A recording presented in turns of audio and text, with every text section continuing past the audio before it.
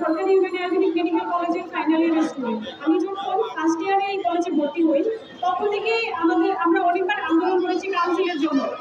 আমি এখন ফাইনাল ইয়ারে পড়ি, গত 6 বছরে আমরা অনেক আন্দোলন করেছি, প্রতিবারই আমাদেরকে বিভিন্নভাবে আশা দেখিয়ে ঘরে ফিরে দেওয়া হয়েছে, আমরা আমাদের কাঙ্ক্ষিত কাউন্সিল পাইনি।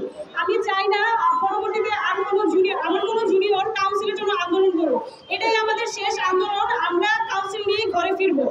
আর বাংলাদেশের পার্শ্ববর্তী দেশ ইউরোপ কান্ট্রি সহ সব জায়গায় অল্টারনেটিভ মেডিসিন সিস্টেম অনেক সামনে এগিয়ে গেছে, কিন্তু আমাদের দেশে তার চিত্রহীন না।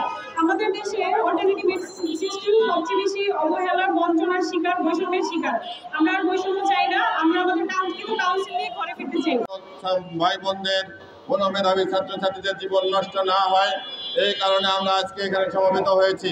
আমরা চাই এই সিস্টেম যদি চালু রাখতে হয় তাহলে অবশ্যই এই সিস্টেমের একটি অভিভাবক প্রতিষ্ঠান, স্বতন্ত্র কাউন্সিল তৈরি করতে হবে। গত 2 সপ্তাহের বেশি যাবত ধরে আমরা যে আন্দোলন করছি, এর প্রেরণা হিসেবে আমাদের ভাই বোনদের অবদান অনেক।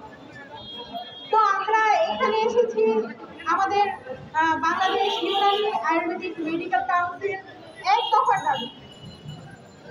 আমরা সবাই এই ইউনানি আয়ুর্বেদিক সেক্টরে মানুষের কাছে চিকিৎসা সেবা পৌঁছে দেওয়ার উদ্দেশ্য নিয়েই ভর্তি হয়েছিলাম, কিন্তু যেরকম আশা নিয়ে ভর্তি হয়েছি আমাদের শুধু হতাশার কারণ হিসেবে দাঁড়িয়েছে এই আইন ও কাউন্সিলের অভাব।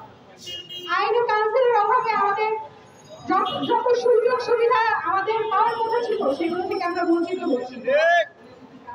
আমরা হয়রানির শিকার করছি যদি প্রাইভেট প্র্যাকটিস করতে যাই, সেখানে ভুয়া ডাক্তার, আপনার তো ডাক্তারের রেজিস্ট্রেশন নাই, ইত্যাদি বিভিন্ন রকমের প্রতিকূলতার মধ্য দিয়ে আমাদেরকে যেতে হচ্ছে। এখানে আমরা সবাই একটা কাজে এসেছি, একটা মেসেজ পৌঁছানোর জন্য যে আমাদের ইউনানি আয়ুর্বেদিক মেডিকেল কাউন্সিল এখন আমাদের একটা বেসিক নিড এই সেক্টরের জন্য। আমাদের যেমন খাদ্য, অন্ন, শিক্ষা,